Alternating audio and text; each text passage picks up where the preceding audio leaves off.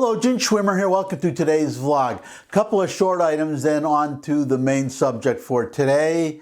The first short item is, I'm sure you know the phrase, eat to live, don't live to eat. Some squirrels in my backyard apparently did not get that message. I have a couple of squirrel feeders and I thought the squirrels would drop by. It's nice to look out my office window while I'm working. I have a home office and see the little squirrels hanging out in my yard for a while, but they hang out for quite a bit. They come in and they will just sit in the feeder and just eat and eat and eat and eat and eat and eat and eat all day. These are creatures who definitely live to eat, not the other way around. Either that or they sure need a lot of food. They really pack it in. I mean, the squirrels are only that big. I don't know how they eat so much, but they do. Actually, sometimes I don't know how I eat so much, and obviously in my case, I don't know how the squirrels stay so, well, all animals, they don't get fat, it seems. They eat and they don't get fat. And I mean, us humans, it's a little different. And they don't exercise either. They just run back and forth. So anyways, enough about squirrels. Now you know something about squirrels maybe you didn't know before. The second item is just, I got a comment from a gentleman, Johan. It was very nice, and my policy is not to respond to comments. I leave that because I have my own vlog to say whatever I want for as often and as long as I want. So I just let the comments, I just leave them alone, let people say what they want. But sometimes a comment will raise an interesting point that I just want to address. So here's from Johan. Gene, you should be getting more views. You make up an important part of the overall everyday news summary for me, with all respect, and so on and so forth. I don't want to just go on about all these nice things that Johan is saying about me, but this is a perennial problem. I really don't know what to do about it, getting more views, because if you didn't know, 400 hours of videos are uploaded to YouTube every minute. 400 hours every minute. So if you have a new vlog, as I do, well, it's not that new now. I've been doing this for probably a couple of years, and I don't get that many views. There are other political or commentary sites that get a lot more views, but when I look at the About section on those sites, they've been around for 10 years. That's what I should have done. I should have started, had I started 10, 15 years ago when YouTube first came along, that would be 10 years of gathering viewers. Little by little, over 10 years, it really adds up. Also, obviously, there was less competition in those days. So I really don't know what to do. The only solution, well, there are two solutions. One of them is I depend on all of you. I say at the end of every vlog, if you thought the vlog was good and it would benefit anyone, to please share it. That's the only way I really know, is by word of mouth. The only other alternative, and I may do this, I'm thinking about it, is to advertise the vlog and hopefully get enough viewers to monetize the vlog and make enough money to pay for the advertising, because the advertising is not free. I am going to be paying off my car. The lease expires, 3-year lease expires in January, so I'll have a little extra cash. I won't be paying, I'm going to pay cash for the car, buy the car, and then I won't be paying $200 every month, $260. So that's a little extra money. And I'm also thinking of paying off my mortgage on my condo, and that will be even more money that I won't be shelling out. But then what's the point if all the money that I'm saving from the mortgage I'm spending on advertising? But I may just do it, try it for a month, see what happens, and if I get any viewers, that'll really be great. So those are the short items. Now on to the main item. You already know what it is from the title. This is something that probably is not news, but it's something I've been meaning to talk about. It's something that people don't really talk about, maybe because it's so obvious, but maybe they just don't have the opportunity to talk about it. It's my vlog, I have the opportunity. So I'm going to talk about it now. I'm going to give you a couple examples with videos, starting with this one, and then I'll get to the point, which you already know from the title. But here's the first one. Biden DOJ, Department of Justice pick, struggles to defend record on Black Panther prosecutions. Justice Department nominee Kristen Clarke struggled to explain her criticisms of a civil rights case lodged against members of the new Black Panther Party during her confirmation hearing Wednesday, which would be Wednesday of the week before you're seeing this. I recorded this on Friday, you're seeing it on Monday. Clarke tried to duck questions about her opposition to prosecuting two Panthers for civil rights violations in the 2008 election while testifying before the Senate Judiciary Committee. Republican lawmakers say the Black Panther case is a troubling indicator of her approach to enforcing civil rights laws. Clarke's history of opposing civil rights prosecutions of black defendants has made her nomination contentious. If confirmed, she will lead the Justice Department's Civil Rights Division and serve as top prosecutor for a range of non-discrimination statutes. Senator Mike Lee, Republican of Utah, asked Clarke directly if the Justice Department was wrong to pursue a case against the Panthers. Clarke dodged, saying the department has the prerogative to bring any cases it deems appropriate. Lee doubled down, asking if she wanted prosecutors to abandon the case. And here's the video. You can watch that exchange. I just described it briefly. Here is the actual exchange on video. Watch. Thank you, Mr. Chairman. Ms. Clarke, in the fall of 2008, two members of the new Black Panther Party, which is, of course, a violent hate group that focuses on racial violence, stood outside of a polling place in Philadelphia, dressed in military attire and brandishing a billy club. In January 2009, just a couple months later, the Department of Justice charged those same individuals and the new Black Panther Party itself with criminal voter intimidation. But just a month after that, the then new acting head of the Department of Justice's Civil Rights Division dismissed nearly all the charges. Do you think the U.S. Department of Justice was wrong to prosecute those individuals who showed up at a polling place wielding a billy club? I believe that the leadership of the Justice Department had the prerogative to bring the cases that it deemed appropriate to bring. Now, did you want the Department of Justice to drop a case?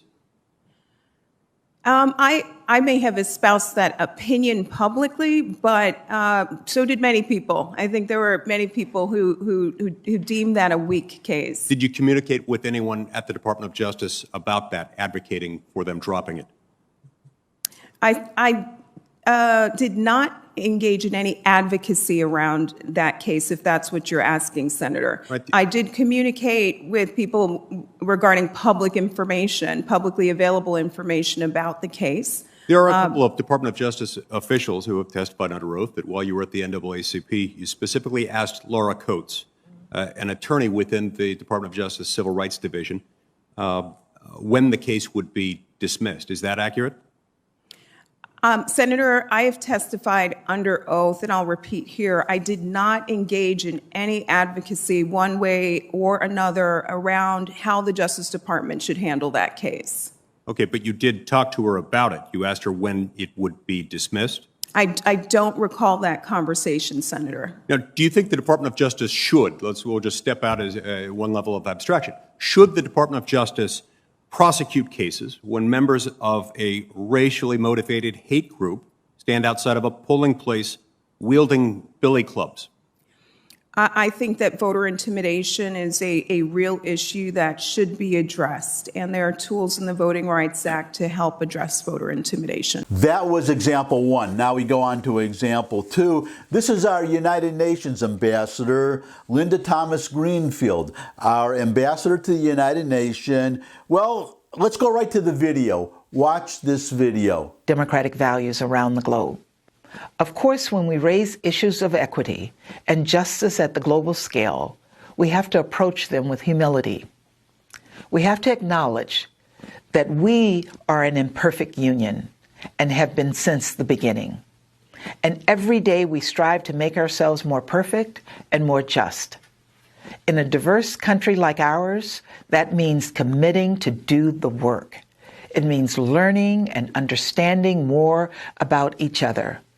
It means engaging trailblazing groups like yours to teach, to grow, to include, to improve. It means not forgetting our past or ignoring our present, but keeping both firmly in mind as we push for a better future. I tried to do this recently in the UN General Assembly when I spoke on the International Day for the Elimination of Racial Discrimination. That day and commemoration was personal for me. So I told the UN some personal stories.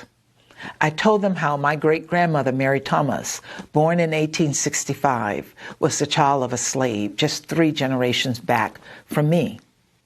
I grew up in the segregated South. I was bused to a segregated school.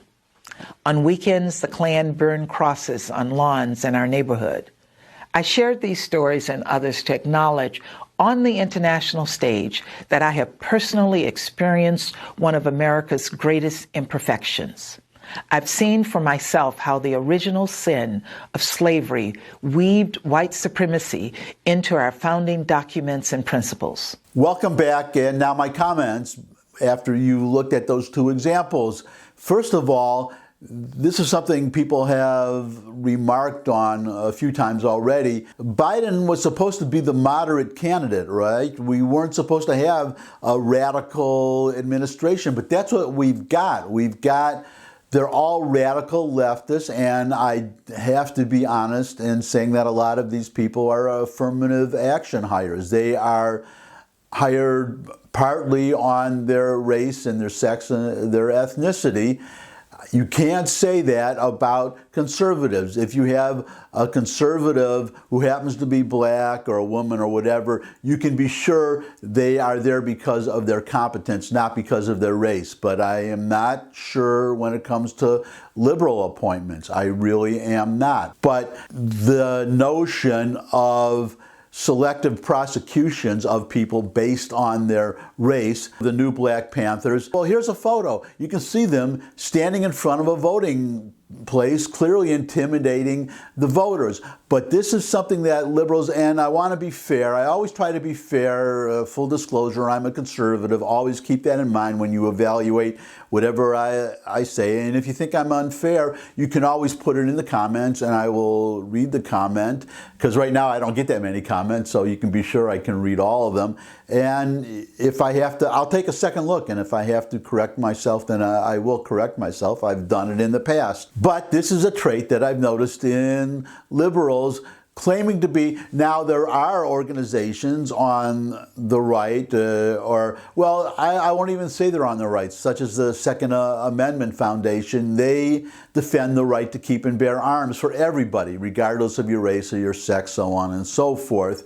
But they say what they are. They are very open. I mean, they're called the Second Amendment Foundation, and that's what they do. They defend the Second Amendment, and they defend it for everybody. But then you have organizations like the ACLU. They always claim to be objective. For instance, there was the famous case many, many years ago where they defended the Ku Klux Klan, their right to march through Skokie, Illinois, or through a part of Skokie. It was a Jewish neighborhood. The Ku Klux Klan, their right to march peacefully through a Jewish neighborhood. And the ACLU defended them because at that time they said, well, their views offend us, but they have a right to speak freely. But the ACLU does not take Second Amendment cases. If your right to keep and bear arms is being challenged by some liberal court or some liberal legislature somewhere,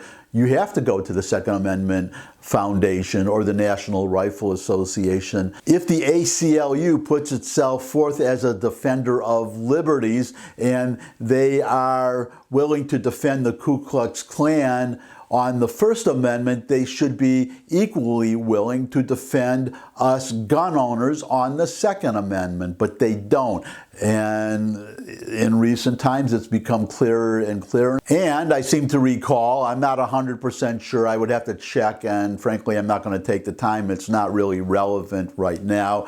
But I seem to remember the ACLU or somebody in the ACLU finally coming out and just saying outright what was becoming increasingly obvious, that we, the ACLU, are no longer a defender of all rights. We are a liberal organization, and we only defend those cases and defend those laws or fight those laws, so on and so forth, that benefit liberals. We are not going to help conservatives, which is fine. They are a private organization, or they are an NGO. They are a non-governmental organization. But to have somebody in the government, in the Justice Department no less, in the Civil Rights Division even more no less, who is going to be selective about pursuing civil rights violations on the basis of race,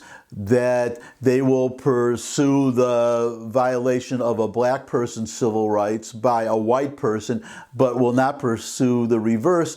That is very radical. That is very serious. And to have a United Nations representative like Linda Thomas-Greenfield, who, unlike Nikki Haley, who was such a strong advocate for the United States and such a strong defender of the United States, to have a UN representative who is going to criticize the United States, apologize for the United States, that is very radical too. There's nothing moderate about each of these appointees, and I think you can go right down the line, or left and right on the line, or up and down on the line, or whatever direction you want to go on the line, or in a complete circle, pentagon, trapezoid, doesn't matter. I think what I just showed you about these two nominees is pretty clear, pretty much across the board. Even Merrick Garland disappointed me. He is now the Attorney General. Thank God he didn't get on the Supreme Court, but he was put forth as centrist. And he's turning out not, if you watched his Senate hearing, his confirmation hearing, or his nomination hearing,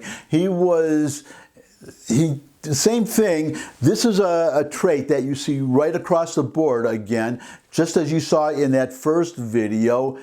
They just dodge questions. They are asked questions that would merely affirm basic American values, and they never answer. They hem and haw. They evade the questions. They do not come out and just flat out affirm basic American values. At least I have not seen it. If somebody has seen it, put the link in the comments and I'll look at it and I'll correct myself. But I think I would still be found right that those examples would be very rare. Definitely not as common as the two examples that I just gave you. And that raises the very serious question to me, and very obvious question.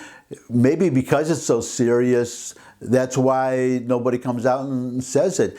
But I have to wonder, is there anybody in the Biden administration, and I would say everybody except Biden, and I'm less sure about him, but we'll set him aside for a moment. Is there anybody in the Biden administration who believes in basic American values? Heck, is there anybody in Biden's administration who believes that there are only two sexes? Is there anybody in the Biden administration? I'm going to set Biden himself aside for a second. I'll get to him in a moment. But anybody in his administration, anybody he has put in his administration who simply believes in the basic values of this country, or who simply believes that America is good, who simply believes, as I believe, that the story of America, or one of the main points of America, is not that there was slavery,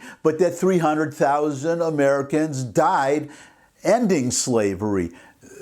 It's a matter, or a history, of making mistakes and correcting mistakes and triumphing over those mistakes and becoming a better country little by little, step by step. But to liberals and to these people in the administration, to them it seems like they believe that America is hopelessly flawed, that there is no hope for this country, that we are characterized by the mistakes we made, not by the corrections of the mistakes that we made or by any of the good that we have done, if they even recognize that we've done any good at all.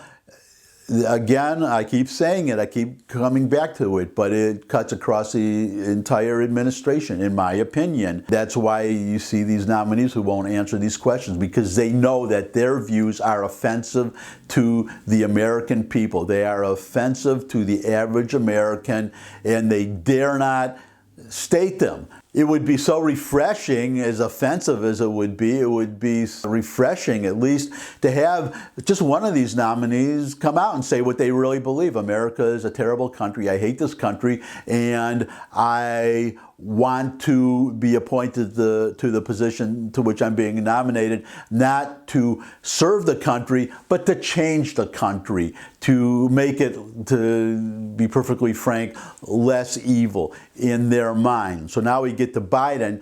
Biden, I'm giving him a little bit of a pass because I don't think he's that radical. I think he just wants to be president. Well, like all Democrats, he wants power. He needs the far left base, which is basically the whole party except for Joe Biden.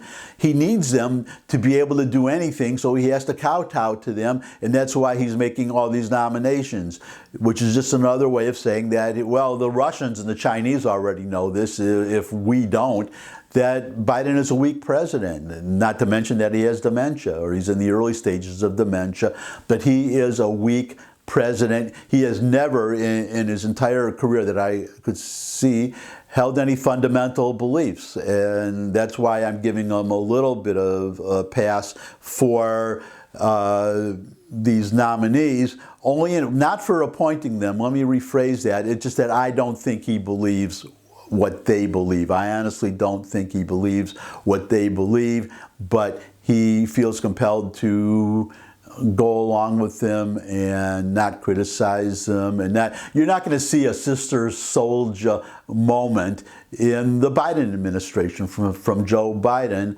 I just don't think you're going to see it. And I guess I just have to say, if you were born after Sister Souljah, the Sister Souljah incident, this was Bill Clinton during his campaign. It helped him get elected. Sister Souljah was well, she's a writer now. I don't know if she was writing books at that time. I think she was just a rapper. I think she was a rapper or a singer. She said something critical of the United States, and Bill Clinton just lit into her and defended the United States. Clinton claimed to be a different kind of Democrat. He was a different kind of Democrat. He was definitely more moderate than most of the party. That was how he won, because they had candidates like Dukakis, McGovern, and McCarthy, all these far left candidates who would keep losing presidential elections.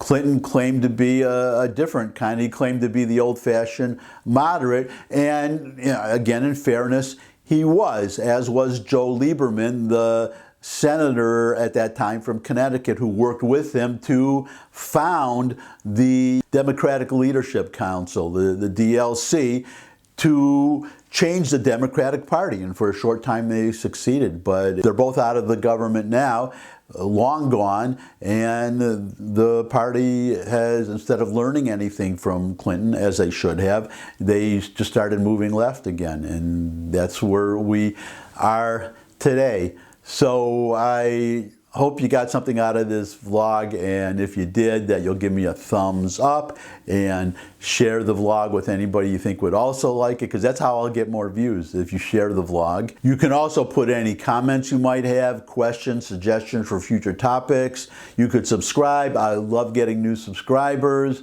You could visit my other channels. I have a food channel, I have a music channel, and I have a hot dog channel. There should be a new recipe up there this weekend. And then just come back and see me again here. Again, thanks for stopping by. I hope you'll come back and see me again. I look forward to seeing all of you again. And until I do see all of you again, bye.